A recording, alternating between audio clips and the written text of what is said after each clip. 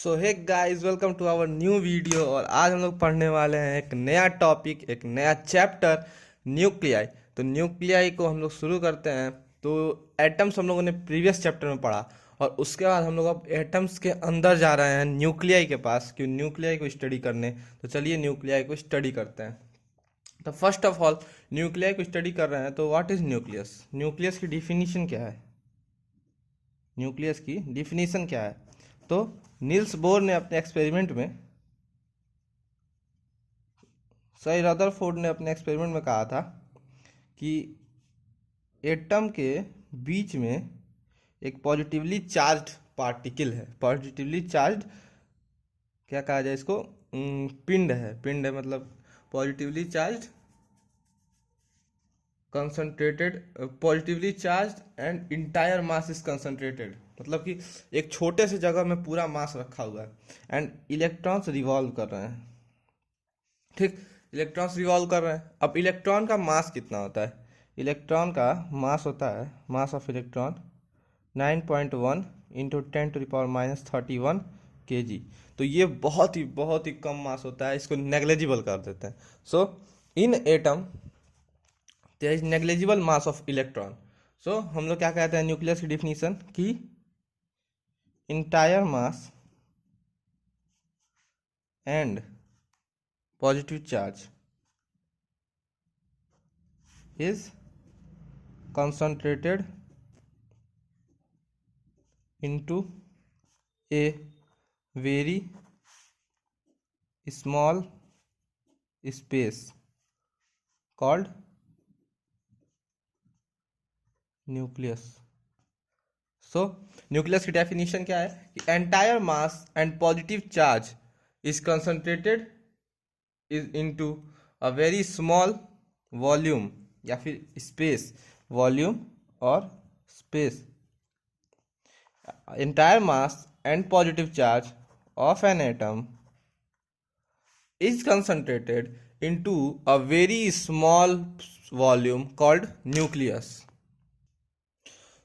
हम लोगों ने इसको पढ़ा कि न्यूक्लियस की डिफिनीशन क्या होती है। अब हम लोग चलते हैं एंड कुछ यहाँ डेटा लिख देते हैं कि उनके अनुसार क्या था कि radius of atom is approximately equal to 10⁻⁻10 meter experimentally, and radius of nucleus is 10⁻⁻15 meter। ये एक्सपेरिमेंटली देखे गए थे कि इतना है।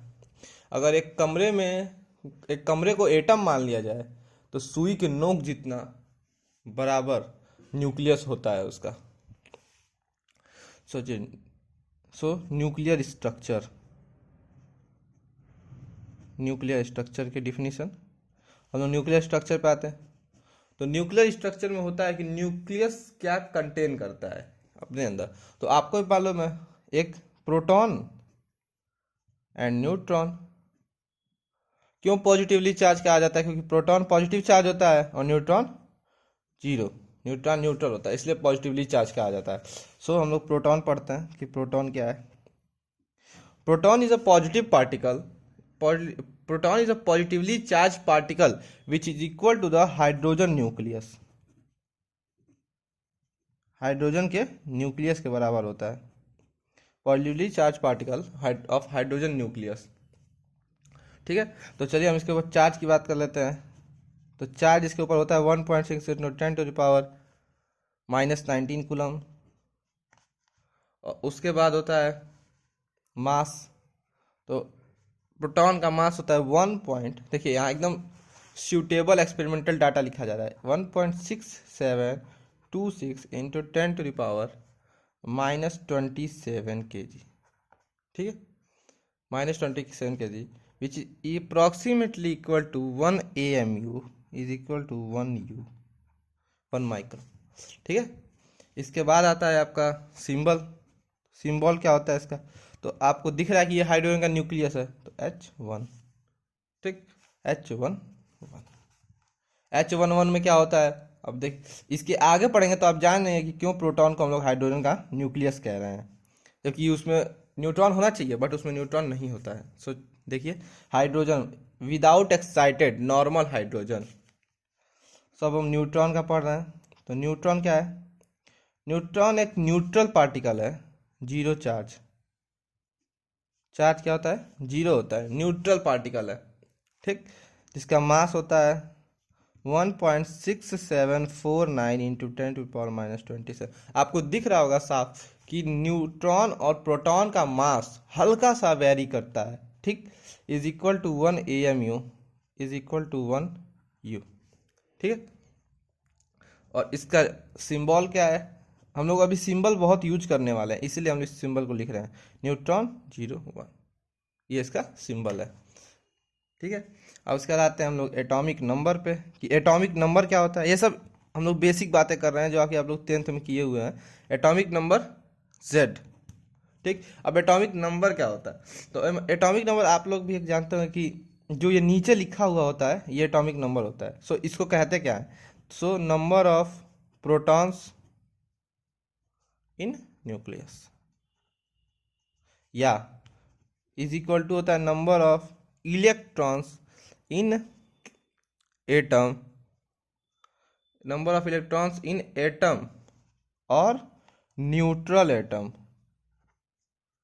न्यूट्रल एटम की यहाँ बात हो रही है, न कि एक्साइटेड एटम्स की, ठीक है। अब यहाँ पे आप लोग को एक टर्म दिख रहा होगा कि proton in nucleus and electron in atom. So आप लोग एकदम प्रिटी श्योर रहिएगा कि इलेक्ट्रॉन एटम में होता है एंड प्रोटॉन न्यूक्लियस में होता है। इसमें कंफ्यूज मत होइएगा कि हम लोग कंफ्यूज हो रहे हैं, नहीं, एकदम प्रिटी श्योर। सो मास नंबर के बारे में बात कर लेते हैं। मास नंबर A होता है, ये सब डिनोशन है। आपको प्रोटॉन को इससे डिनोट करना है, न्यूट्रॉन को इससे डिनोट करना है। एटॉमिक नंबर Z से डिनोट होता है एंड मास नंबर A से डिनोट होता है। अब ये मास नंबर क्या होता है? तो नंबर ऑफ न्यूक्लियॉन्स। अब न्यूक्लियॉन्स क्या होता है? सो न्यूक्लियॉन्स होता है number of proton plus number of electron, नहीं न्यूट्रॉन। ये सब इंटर न्यूक्लियर बातें हैं, ठीक है। नंबर ऑफ न्यूक्लियॉन्स इन दोनों को मिला के एक वर्ड यूज किया जाता है, नंबर ऑफ न्यूक्लियॉन्स, जो कि number of proton plus number of neutron के बराबर होते हैं। सो हम लोग क्या लिख सकते हैं? A is equal to P plus N, ठीक है। A is equal to P plus N। A mass number is equal to हो जाएगा आपका प्रोटॉन प्लस न्यूट्रॉन। तो हम लोग न्यूट्रॉन कैसे निकाल सकते हैं? A माइनस P, और इसको यहाँ लिखते हैं न्यूटन्स ऑफ एरिया पे। हम लोग A इज इक्वल टू क्या लिख सकते हैं? A is equal to P plus N, ठीक है। So N is equal to A minus P। अब हम लोग P को क्या लिख सकते हैं? प्रोटॉन है, नंबर ऑफ प्रोटॉन है, तो नंबर ऑफ प्रोटॉन क्या होता है? A minus Z। ये एक फॉर्मूला आ गया आपका। न्यूट्रॉन इससे निकाल सकते हैं हम लोग कि न्यूट्रॉन कितना होता है। इसके बाद हम लोग पढ़ेंगे एटॉमिक मास। एटॉमिक मास, अब देखिए एटॉमिक मास कैसे डिफरेंट है एटॉमिक नंबर से। एटॉमिक मास बेसिकली क्या होता है कि मास ऑफ प्रोटॉन प्लस उसके अंदर कितना मास है, एटम के अंदर कितना मास है। लेकिन ये क्या होता है? मास नंबर क्या बताता है कि number of protons and number of neutrons कितने हैं उसमें। तो एटॉमिक मास हम लोग निकाल सकते हैं A इंटू 1 AMU, इसका फॉर्मूला। अब A आप लोग जान चुके हैं क्या है? प्रोटॉन प्लस न्यूट्रॉन की संख्या है, total number of nucleons into 1 AMU। And 1 AMU सबसे 1 AMU की बात हो रही है। आप लोगों ने अगर ध्यान दिया हो तो आप लोगों को 1 AMU की वैल्यू मालूम होनी चाहिए, 1.67 इंटू 10⁻⁻27 kg, जो कि अभी यहाँ बात हुई थी प्रोटॉन में। प्रोटॉन में हम लोगों ने 1 AMU इसको लिया था और वही चीज़ यहाँ पे लिखी हुई है, ठीक है। आगे चलते हैं हम लोग क्लासिफिकेशन ऑफ न्यूक्लियाई पे, कि क्लासीफाई कैसे करेंगे हम लोग न्यूक्लियाई को। क्लासिफिकेशन ऑफ न्यूक्लियाई को, क्लासिफिकेशन ऑफ न्यूक्लियाई में सबसे पहले आता है आइसोबार्स, आइसोटॉप्स। अब देखिए कई लोग कहते हैं आइसोटॉप्स को कि atomic number same and mass number differ. लेकिन ये इसकी रियल डेफिनेशन नहीं है, ये रियल डेफिनेशन इसकी नहीं है। रियल डेफिनेशन इसकी है कि atoms having same number of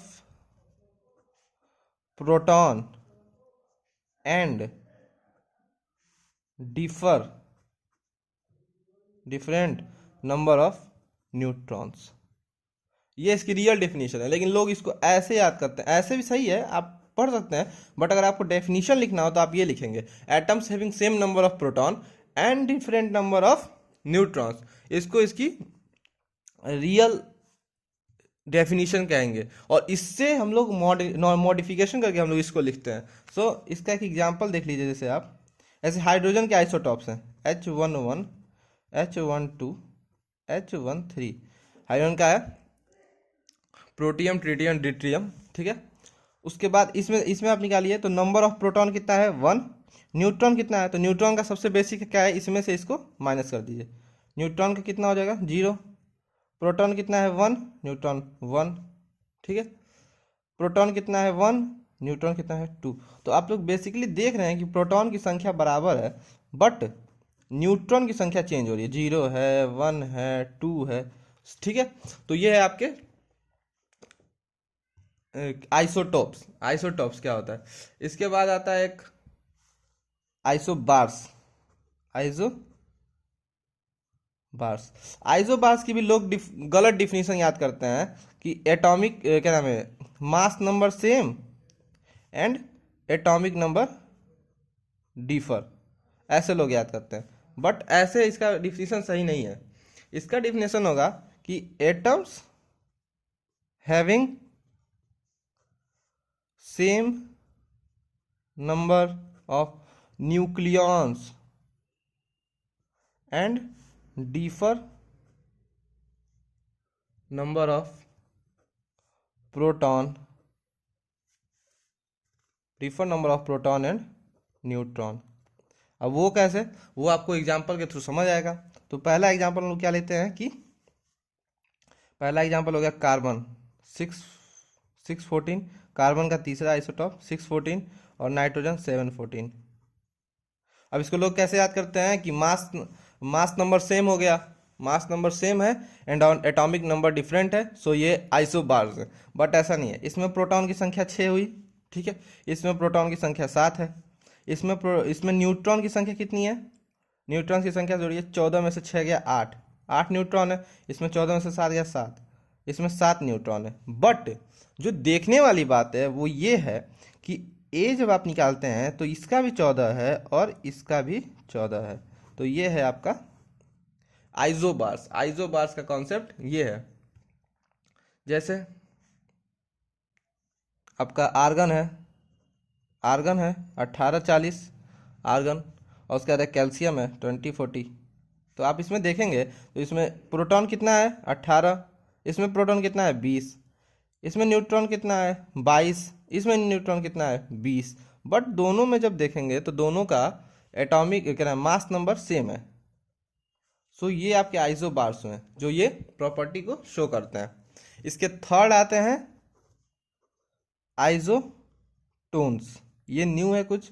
isotones क्या होता है, तो आइसोटोन्स वो होते हैं जिसमें सेम नंबर ऑफ न्यूट्रॉन हो, ठीक है, सेम नंबर ऑफ न्यूट्रॉन। अब इसकी डिफिनीशन कोई नहीं याद कर सकता, इसकी अगर आप बेसिक डिफिनीशन पे जाएंगे तो ए भी डिफर होता है, जेड भी डिफर होता है, तो इसको लोग ट्रिक नहीं खेल पाते हैं, ठीक है। ए भी डिफर, इसकी रियल डिफिनीशन ही आपको याद करनी पड़ेगी कि atoms having same number of neutron but differ number of proton, ठीक है, ऐसे आप खेल सकते हैं। सेम नंबर ऑफ न्यूट्रॉन है बट डिफर नंबर प्रोटॉन है। जैसे एग्जांपल के लिए आप ले लें तो आ गया आपका लिथियम और बेरिलियम। लिथियम 3 7 और बेरिलियम 4 8। इसमें अगर आप प्रोटॉन की संख्या देखें तो 3 है, इसमें प्रोटॉन की संख्या देखें तो 4 है। इसमें अगर आप न्यूट्रॉन की संख्या देखते हो 7 में से 3 या 4, इसमें से न्यूट्रॉन की संख्या देते हैं तो 4, और इसका ए 7 है, इसका ए 8 है। तो आप देखेंगे बेसिकली कि आपका प्रोटॉन भी डिफर कर रहा है और एटॉमिक नंबर मास नंबर भी डिफर कर रहा है, बट जो सेम है वो है आपका ये न्यूट्रॉन की संख्या, न्यूट्रॉन की संख्या हमेशा बराबर रह रही है। तो ये आपके आइसोटोन्स होते हैं, आइसोटोन्स जिनकी सेम होती है, जिसकी न्यूट्रॉन की संख्या सेम होती है बट प्रोटॉन की संख्या डिफर कर जाती है। अब हम लोग पढ़ने वाले हैं कि shape, size and density of nucleus. तो इसमें बेसिकली क्या है कि देखिए शेप आप लोग को मालूम है, शेप एक्सपेरिमेंटली वाली चीज़ है। तो शेप एक्सपेरिमेंटल क्या निकला कि स्फेरिकल है, एक स्फेरिकल है जिसका रेडियस आर है। सो वॉल्यूम कितना हो जाएगा 4/3 पाई आर क्यूब, ये आपको मालूम चाहिए, बहुत बेसिक बात है। इसके बाद बात आती है साइज की, कि साइज ऑफ न्यूक्लियस कितना है, साइज ऑफ न्यूक्लियस कितना है। तो इसको एक्सपेरिमेंटली शो किया रदरफोर्ड ने, और उन्होंने एक रिलेशन दिया कि volume of nucleus is directly proportional है नंबर ऑफ न्यूक्लियॉन्स के। देखिए आया नहीं बात, number of nucleons in nucleus, nucleons in nucleus के डायरेक्टली प्रोपोर्शनल है। तो वॉल्यूम कितना है 4/3 pi r cube is directly proportional to A, r cube is directly proportional to 3a/4, 3a/4। Sorry proportionality में ये गायब, कांस्टेंट गायब, ठीक है। तो r cube is directly proportional to A, तो are is directly proportional to A की power 1/3, ठीक है। And r is equal to r not A की power 1/3, but r not is nothing but is a constant and its value is 1.2 into 10⁻15 meter. देखिए वही है ना 10⁻15 meter. और r not को आर नॉट क्या हो गया 1.2 फर्मी भी लिख सकते हैं इसको, आर नॉट 1.2 फर्मी। और इसमें क्या है, तो ये है आपका रेडियस ऑफ न्यूक्लियस, और ये क्या है रेडियस कांस्टेंट है फॉर ऑल न्यूक्लियस, और ये क्या है नंबर ऑफ न्यूक्लियॉन्स। अब से ए को मास नंबर नहीं पढ़ सकते हैं आप, नंबर ऑफ न्यूक्लियॉन्स ही पढ़ेंगे, mass number of given atom, ठीक है। अब इसके बाद आती है बात डेंसिटी की। तो डेंसिटी कैसे होती है, तो डेंसिटी में एक बहुत ही बड़ा चेंज देखने को मिलेगा आपको, और वो चेंज कुछ ऐसा है। डेंसिटी बेसिकली होती क्या है, मास अपॉन वॉल्यूम, ठीक है। तो डेंसिटी ऑफ न्यूक्लियस क्या हो जाएगा, मास of nucleus upon volume of nucleus. अभी मैंने आपको बताया यहाँ पे मास ऑफ न्यूक्लियस निकालते वक्त, हाँ एटॉमिक मास, एटॉमिक मास निकालते वक्त हमने आपको बताया A into A M U, A into A M U. Mass of nucleus निकालेंगे तो A into A M U लिखना पड़ेगा। सो लिखते हैं हम लोग यहाँ पे A into A M U upon volume of nucleus कितना अभी आपने निकाला 4/3 पाई आर क्यूब, ठीक है। अब रो कितना हो जाएगा A into A M U 1 M U upon 4/3 pi r cube की जगह हम लोग क्या लिख देंगे आर नॉट ए की पावर 1/3 का होल क्यूब। रो निकालेंगे A into 1 A M U, ठीक है, upon 4/3 pi into r not की वैल्यू कितनी है 1.2 इंटू 10⁻15 का होल क्यूब इंटू ए की पावर 1/3 पे क्यूब होगा तो ए हो जाएगा, ए से ए कट जाएगा। एंड जब आप सब इन सभी न्यूमेरिकल्स वैल्यू की, इन सभी न्यूमेरिकल जैसे 1 AMU को आप 1.67 इंटू 10⁻27 लिखेंगे, उसके बाद इन सभी न्यूमेरिकल वैल्यू को सॉल्व करने पे आपको जो एक न्यूमेरिकल वैल्यू मिलेगी वो कुछ इक्वल मिलेगी 2 इंटू 10⁻17 kg/m³। आप लोगों को समझ में आ रहा है क्या है, डेंसिटी ऑफ न्यूक्लियस है।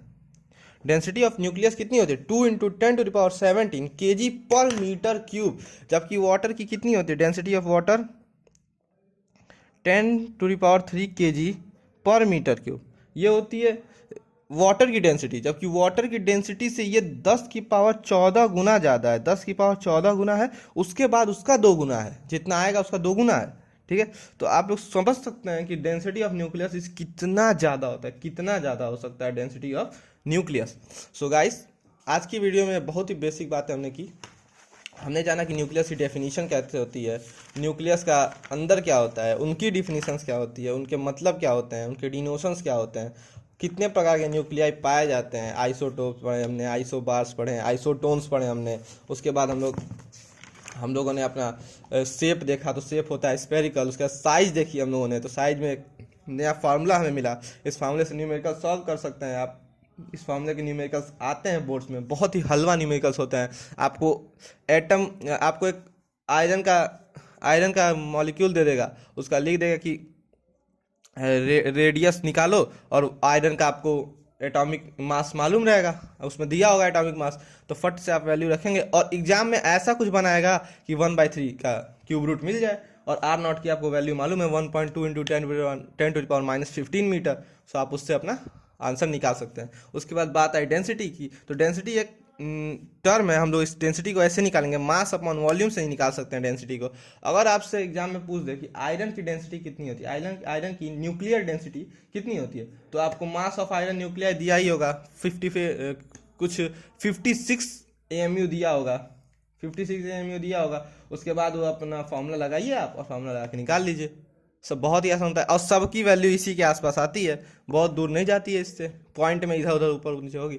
सो आई होप आपको ये वीडियो बहुत ही अच्छा लगा होगा। सो प्लीज़ इस वीडियो को लाइक कर दीजिए, और ज़्यादा से ज़्यादा अपने दोस्तों के पास शेयर कीजिए, क्योंकि पढ़ने का हक सबको है। सो हम लोग मिलते हैं अगली वीडियो में। अगली वीडियो काफ़ी इंटरेस्टिंग होने वाली है, रेडियो एक्टिविटी की वीडियो होगी वो। तो चलिए हम लोग नेक्स्ट वीडियो में मिलते हैं। सो बाय बाय गाइस, चैनल को सब्सक्राइब करके जाइएगा और भाई को सपोर्ट करके जाइएगा।